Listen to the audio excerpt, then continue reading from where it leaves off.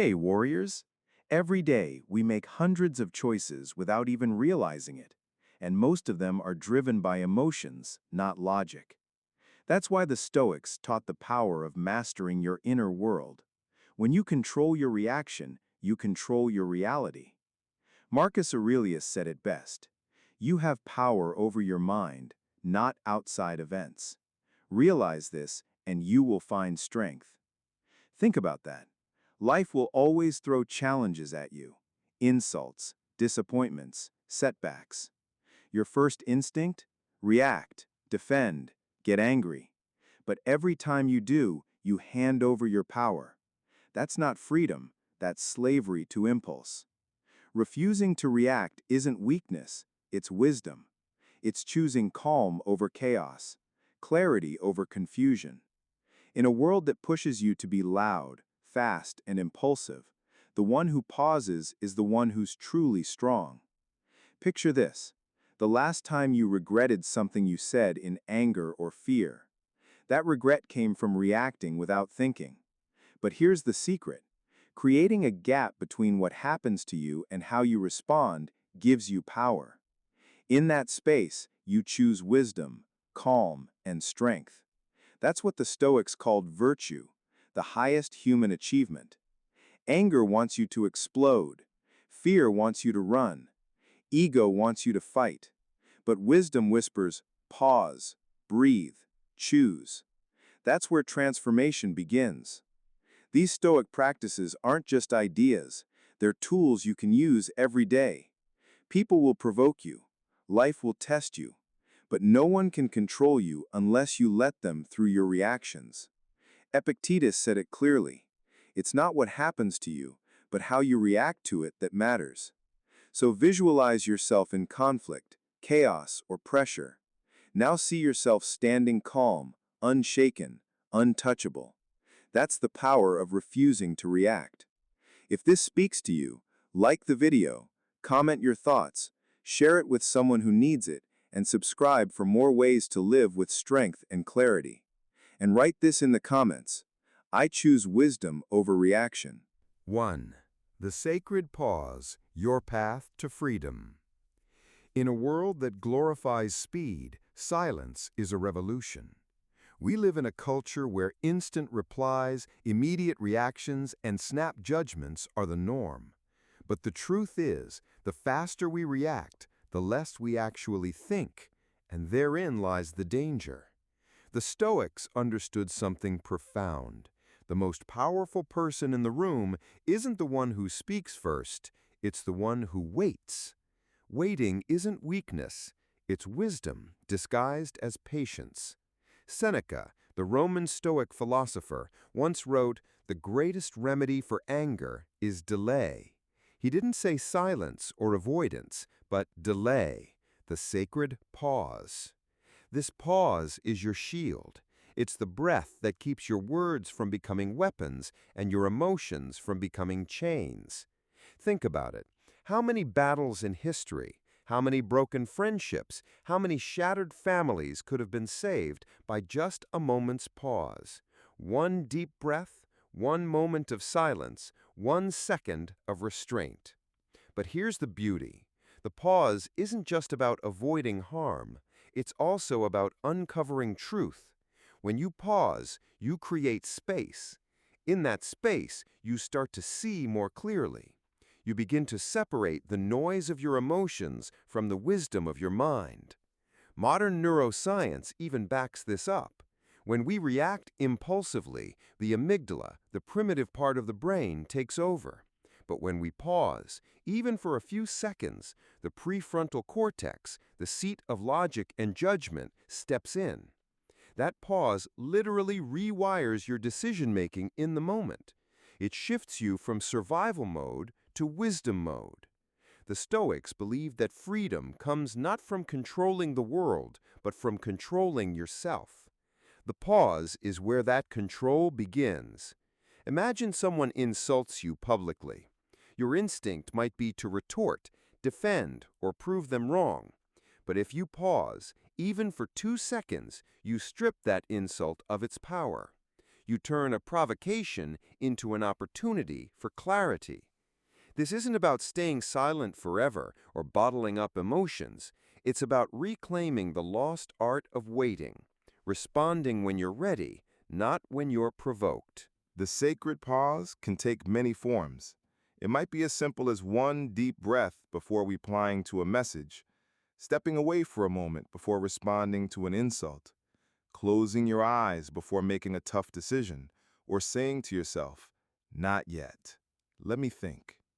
These tiny acts of delay become mighty shields against regret.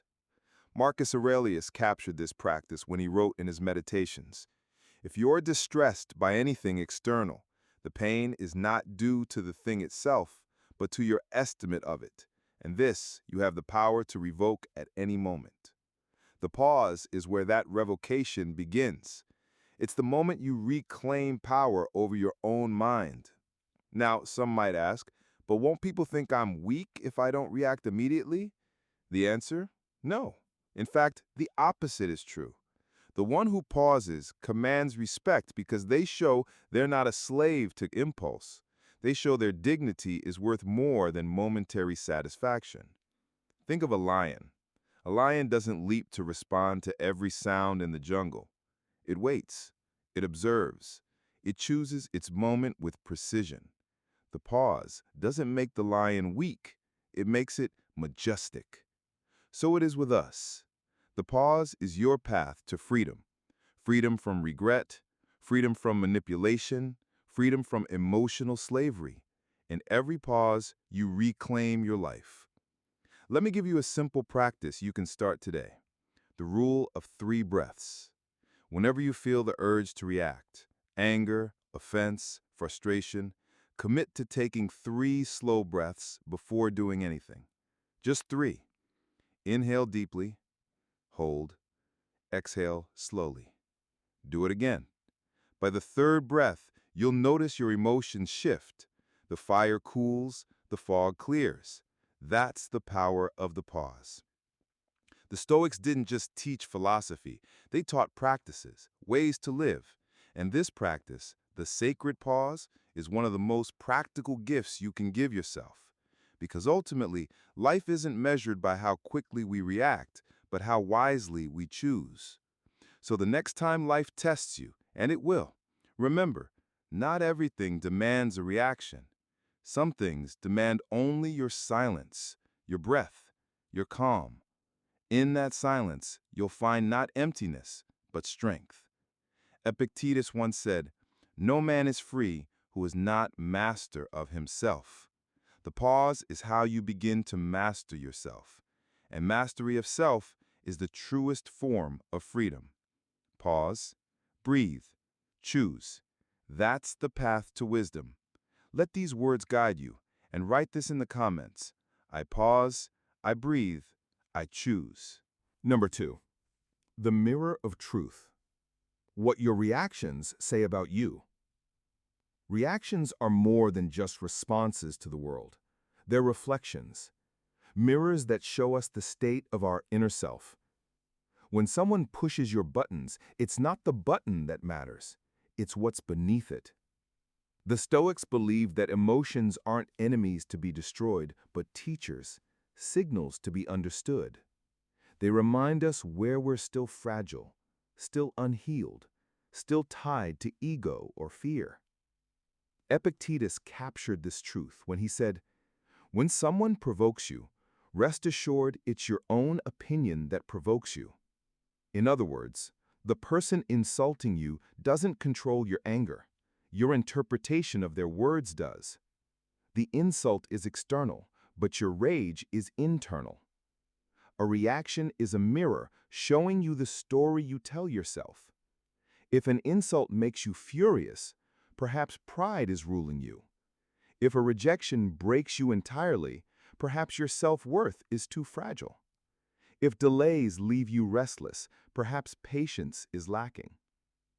Every reaction whispers something about your inner landscape. That's why reactions are powerful guides. They reveal truths we often hide from ourselves.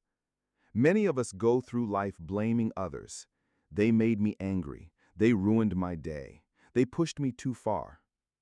But the Stoic path turns the question inward. Why did I give them that power? What inside me allowed this? And here's the beauty. When you start seeing your reactions as mirrors, you stop being ashamed of them. You stop blaming others. Instead, you start learning. Every emotional reaction becomes an invitation to deeper self-awareness. Think about it. If someone calls you a liar and you know you've been honest, you can shrug it off and move on. But if that same word burns you inside, perhaps dishonesty lingers somewhere in your past, or your reputation means more to you than your truth. The reaction reveals the wound. The wound reveals the work. Marcus Aurelius advised himself in Meditations, "If anyone can show me that what I think or do is wrong, I will gladly change, for I seek the truth by which no one was ever harmed." Notice his wisdom. He didn't see correction or criticism as an attack. He saw it as a mirror, an opportunity for growth. When we view our reactions as reflections, life transforms. Every insult becomes feedback. Every delay becomes training. Every conflict becomes a classroom. Instead of drowning in emotions, we rise above them and ask, what is this teaching me about myself? This perspective is liberating. It means you're no longer a victim of what others say or do. Instead, you're a student of your own soul.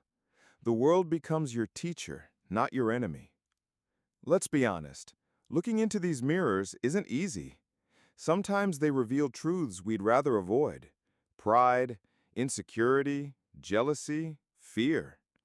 But here lies the Stoic strength, to look at those truths unflinchingly. Because once you see them clearly, you can work on them. And once you work on them, they lose their power to control you. Here's a practice. The next time you feel provoked, don't rush to act. Instead, ask yourself 3 questions. What am I feeling right now? Why do I feel this way? And what truth about myself is this reaction showing me? This self-inquiry turns every reaction into a revelation. It shifts you from blindness to awareness, from blame to learning. Think of your reactions like signals on a dashboard. If anger lights up, it doesn't mean the world is wrong. It means something inside needs attention. If fear takes over, it doesn't mean you're weak. It means there's a lesson waiting. Ignoring the signal doesn't help. Facing it does. Seneca wisely wrote, "No man became wise by chance." Wisdom requires looking at yourself honestly, and your reactions are the most honest reflection you'll ever get. They show you who you are when the mask falls off. The mirror of truth isn't always flattering, but it's always liberating. Because when you accept that your reactions belong to you, not others, you reclaim your power. You may not always change the world, but you can change what it stirs within you. Let that sink in. People aren't responsible for your peace. You are. Circumstances aren't responsible for your calm. You are. Your reaction is your responsibility, and responsibility is freedom. So the next time life provokes you, look into the mirror of truth. Ask, what is this revealing about me? Then thank life for showing you the next step in your growth. Because ultimately, the person who learns from their reactions doesn't just survive, they master life. 3. The fortress of inner peace. Building unshakable emotional strength. Peace isn't the absence of problems, it's the presence of strength. Life will never stop testing you. Storms will come, people will provoke, disappointments will arrive uninvited. The Stoics knew this well. They lived in a world of wars, betrayals, disease, and loss. Yet they spoke often of a kind of peace no one could steal. Marcus Aurelius described it beautifully. People seek retreats for themselves in the country, by the sea, or in the mountains, but you can find a retreat within yourself at any moment. That retreat he spoke of is the fortress of inner peace. Picture a fortress, strong, steady, unshaken by external winds. That's the image of a mind trained to hold peace. No matter what the world throws at it, it doesn't mean the world gets easier. It means you get stronger. Most people build their peace on fragile foundations: money, others' approval, comfort, control. The problem is, the moment those things are taken away, their peace crumbles. But Stoic peace is different. It's built not on what can be taken, but on what cannot. Your principles, your values, your self-control, your clarity. Epictetus taught this truth in simple words. No man is free who is not master of himself. If you rely on external things to feel at peace, you're a prisoner. But if your peace is rooted in self-mastery, then nothing can enslave you. Building this fortress begins with training the mind daily. Just as a soldier doesn't wait for war to start training, you can't wait for a crisis to start learning peace. You build your strength before the storm. And every challenge you face becomes another stone added to your walls. Here are 3 pillars for your fortress of peace. 1. Discipline of thought. You can't control every event, but you can control what you allow your mind to dwell on. Replace the habit of constant worry with the practice of deliberate focus. The Stoics trained themselves to separate what they could control from what they couldn't. Peace begins where worry ends. 2. Control of desires. Much of our unrest comes from wanting more success, more attention, more approval. But the Stoics reminded us that true wealth is not having everything, but needing little. When you master your desires, no loss can shake you, because your peace isn't tied to what you consume, but to who you are. 3. Courage in adversity. Fear is one of the greatest thieves of peace. But courage, even quiet courage, is what anchors the soul. The Stoics didn't say we should never feel fear. They said we should act with strength despite it. That choice, courage over panic, fortifies the walls of your inner fortress. Imagine someone hurls insults at you. If your peace depends on their respect, you'll crumble. But if your peace is built on dignity and self-control, their insults can't breach your fortress. Imagine you lose wealth or status. If your peace depends on those things, the loss will break you. But if your peace rests on character, no loss can touch it. Seneca warned of this truth. He who is brave is free. Freedom doesn't mean a life without hardship. It means hardships can't chain your spirit. That's the essence of inner peace. But here's the key. Building this fortress isn't passive. It's not about escaping the world or pretending nothing hurts. It's about engaging with life from strength, practicing calm daily, and reminding yourself, my peace is mine. No one can take it unless I give it away. Try this practice every morning before you face the day. Close your eyes and remind yourself, today I may face rudeness, delays, disappointments, injustice, but none of these can steal my peace unless I let them. Carry that sentence with you like armor. Over time, you'll notice something shift. What used to disturb you will start to pass by like shadows. What used to shake you will no longer move you. You'll still feel emotions. Yes, you're human, but you'll no longer be ruled by them. That's strength. That's freedom. Think of your mind as a temple. You don't let just anyone walk in with muddy shoes. Likewise, guard your inner peace with care. Not everything deserves a reaction, and not everything deserves access to your peace. Marcus Aurelius put it clearly. You have power over your mind, not outside events. Realize this, and you will find strength. That's an unshakable truth. Peace isn't out there in the world. It's here, in the fortress you build with patience, discipline, and courage. So when the storms come, and they will, stand firm in your fortress. Let the winds howl. Let the waves crash. You'll stand unbroken because your peace doesn't depend on them. It depends on you. Say this with conviction and write it in the comments. My peace is my fortress, and nothing can break it. 4.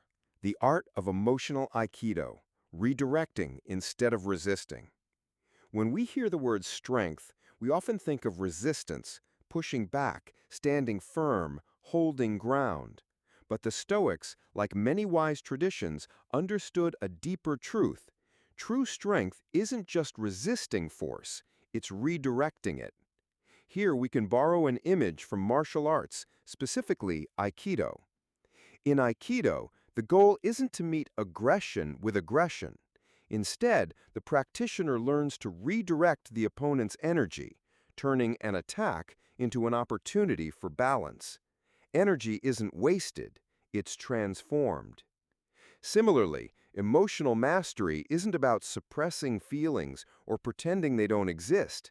It's about transforming the energy of those emotions into something higher, more useful, more powerful. The Stoics didn't deny anger, fear, or sadness. They embraced them as natural impulses of human life, but they also believed those emotions could be transformed. Seneca wrote, "We are more often frightened than hurt, and we suffer more in imagination than in reality." This means the raw energy of fear or anger isn't inherently destructive. It becomes destructive only when left unshaped. Think of unchecked anger. It destroys relationships, clouds judgment, leaves scars. But when redirected, anger can fuel courage, persistence, or justice. Fear, when redirected, becomes caution, preparation, or wisdom. Even sadness, when embraced and channeled, can grow into compassion and empathy. This is the art of emotional Aikido, not resisting emotions, not suppressing them, but moving with them and turning them into allies. Imagine someone insults you in a meeting. The immediate impulse might be to defend or retaliate. Resistance might mean bottling up your anger, holding it inside, but it still eats you from within. But redirection means you pause, breathe, and instead of wasting energy on a reaction, you use it to sharpen your clarity, show calm, rise above the noise. Suddenly, what was meant to harm you becomes a stage for your dignity. Marcus Aurelius gave us a powerful reminder: the best revenge is to be unlike your enemy. Redirection is exactly that, refusing to mirror negativity and instead transforming it into something nobler. Here's a simple practice for emotional redirection. Name the emotion clearly. The Stoics often journaled to bring clarity to their feelings. If you feel anger rising, say to yourself, "This is anger. This is energy." Naming it takes away some of its power. Find the root energy. Every emotion carries energy. Anger is fire. Fear is tension. Sadness is weight. Instead of resisting the energy, feel it fully. Ask, what can I do with this energy that serves me? Redirect the force. Channel that energy into action. Anger can become determination to grow stronger. Fear can become preparation to face challenges. Sadness can become depth of understanding. In doing so, you don't waste your emotions, you transform them. The truth is, resisting emotions often makes them stronger. The more we fight them, the more they fight back. But when we flow with them, when we acknowledge and redirect, they lose their destructive edge and become part of our strength. Think of water. Water doesn't resist obstacles. It flows around them, over them, through them, and over time, it shapes even the hardest stone. That's the art of emotional Aikido, fluid, adaptive, yet powerful beyond measure. Epictetus once said, "It's not what happens to you, but how you react to it that matters." We often read this as "don't react," But there's another layer. How you react, how you transform the event, the insult, the hardship, into something that serves your growth. When someone is cruel to you, you can let it harden your heart. Or you can redirect it into compassion, a reminder that their cruelty stems from their own suffering. When life closes a door, you can sit in despair, or you can redirect the disappointment into motivation to carve a new path. This practice doesn't just protect your peace, it empowers your life. Because every emotion becomes fuel. Nothing is wasted, even pain becomes part of your strength. Seneca gave us this wisdom: difficulties strengthen the mind, as labor does the body. He meant something simple. You can't know your strength until it's tested. You can't build resilience without resistance. Emotional Aikido means you no longer see difficulties as poison. You see them as energy, as training, as nourishment for your growth. So the next time an emotion rises, don't fight it, don't suppress it, redirect it. Flow with it. Turn it into something that elevates you rather than breaks you. That's the true art of emotional mastery. That's Stoic strength in motion. Declare this to yourself and write it in the comments. I transform every emotion into strength. 5. The Phoenix Principle. Rising stronger from every trial. Life will break you. This isn't pessimism, it's truth. There will be losses, betrayals, failures, and days when the weight of existence feels unbearable. But what defines you isn't the breaking, it's what you do afterward. The Stoics believed that adversity isn't a curse, but a forge. Hardship is the fire, and you are the iron. And like iron, you can emerge sharper, stronger, more resilient if you choose to rise. This is what I call the Phoenix Principle, the ability to rise stronger from every trial, every defeat, every failure. Like the mythical phoenix, you may fall to ashes, but those ashes become the soil for your rebirth. Marcus Aurelius reminded himself daily, the impediment to action advances action. What stands in the way becomes the way. These aren't poetic words, they're a roadmap. The obstacle doesn't stop your journey, it becomes part of it. When you view hardship through this lens, life changes. Rejection no longer ends your worth, it becomes a redirection to something greater. Failure no longer humiliates, it becomes a blueprint for wisdom. Loss no longer feels like meaningless suffering, it's a reminder of life's value, urging you to live deeply. This principle isn't about blind optimism. It doesn't say everything happens for a reason. The Stoics would reject that. Instead, it says, whatever happens, I will give it meaning. I will turn it into growth. I won't let it destroy me, I'll let it transform me. Think of the hardest moment in your life. Maybe a betrayal. Maybe the loss of someone you loved. Maybe the collapse of a dream. At the time, it felt like the end. Yet here you are, listening, breathing, alive. That survival is proof of a strength already within you. Now imagine if you didn't just survive, but rebuilt yourself stronger because of it. That's the phoenix rising. Epictetus, once a slave, understood suffering deeply. Yet he taught that difficulties are what show what a person is. What you do in the ashes reveals your true character. Here's the key. Pain without reflection hardens the heart, but pain embraced with wisdom strengthens the soul. The Phoenix Principle is about choosing not to waste suffering, turning wounds into wisdom, failures into strategy, a broken heart into compassion.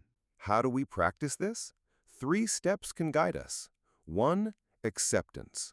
Don't resist reality. Don't waste your strength wishing things were different. Accept what is. That's the ground you stand on. 2. Meaning-making. Ask, what can this teach me? How can I grow from this? The moment you give suffering meaning, It stops being senseless pain and becomes purposeful fuel. 3. Rebuilding with intention. Rising from the ashes doesn't mean returning to who you were. It means becoming someone stronger, wiser, freer. Think of fire itself. Fire can destroy, yes, but it also purifies, clears the unnecessary, and makes way for new life. A forest burns, and in time, richer soil, stronger trees, and new growth emerge. That's not weakness, it's renewal. Seneca once said, "Fire tests gold, adversity tests people." His words are simple. You can't know your strength until it's tested. You can't build resilience without resistance. The Phoenix Principle embraces adversity not as punishment, but as the necessary fire that reveals your true nature. It doesn't mean you won't feel pain. The Stoics never denied grief, sadness, or disappointment. Marcus Aurelius mourned his lost children deeply. Seneca wrote of his losses with raw honesty. The Phoenix Principle doesn't erase pain, it transforms it into wisdom. Think about it. Every scar on your body tells a story of healing. Emotional scars are the same.